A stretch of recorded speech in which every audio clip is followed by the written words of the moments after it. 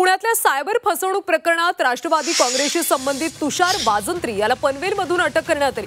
त्यानं पोलीस असल्याची बतावणी करून पुण्यातल्या ज्येष्ठ नागरिकाला मनी लॉन्ड्रिंग प्रकरणी अटक होईल अशी भीती दाखवून 6,29,00,000ची फसवणूक केली। वाजंत्री हा बांधकाम व्यावसायिक असून राष्ट्रवादीच्या प्रदेशाध्यक्षांचा निकटवर्ती आहे। त्याची पत्नी पक्षाची कार्यकर्ता आणि गावची सरपंच असल्याची सुद्धा माहिती आहे। सविस्तर माहिती घेऊयात आमचे प्रतिनिधी निलेश खरमरे यांच्याकडून। निलेश, आता तुषार वाजंत्री याला अटक करण्यात आली, तो राष्ट्रवादी काँग्रेसशी संबंधित असल्याची माहिती मिळते, काय अपडेट्स मिळतात?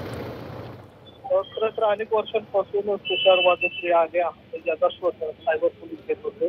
महाराष्ट्र पोलीस नव्हे तर केरळमधील जी काही पोलीस आहेत ते याचा शोध घेत होते। तुषार वाजंत्री हा एक सराईत गुन्हेगार असल्याची त्याचा माहिती समोर येत आहे। त्याने अनेक लोकांना डिजिटल अरेस्टच्या माध्यमातून फसवणूक केल्याचं समोर आलेलं आहे। पुण्यामध्ये या संदर्भातली तक्रार जी आहे एका ज्येष्ठ नागरिकांनी दाखल केली होती, त्या अनुषंगाने पुणे पोलिसांनी त्याला आता ताब्यात घेतलेला आहे। महत्त्वाचं म्हणजे तुषार वाजंत्री आहे याचा राष्ट्रवादी काँग्रेसचे जे शेतकरी आहेत त्यांच्याशी निकटवर्ती असल्याचे काही फोटो आणि काही व्हिडिओ आहेत ते आता सोशल मीडियावर फिरू लागलेले आहेत।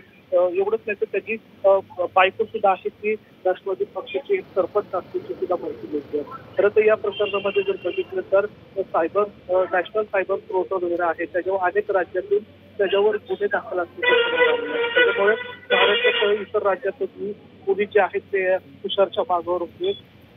अखेर त्याला पोलिसांनी अटक केलेली आहे। त्यामुळे एका मोठ्या राष्ट्रवादी सारख्या पक्षाचा अजून एक कार्यकर्ता अशा प्रकारे कृत्य करत आहे। त्यामुळे नक्कीच निलेश, त्यामुळे तपासातून नेमकं काय काय समोर येतं हे पाहावं लागेल। धन्यवाद सविस्तर माहितीसाठी।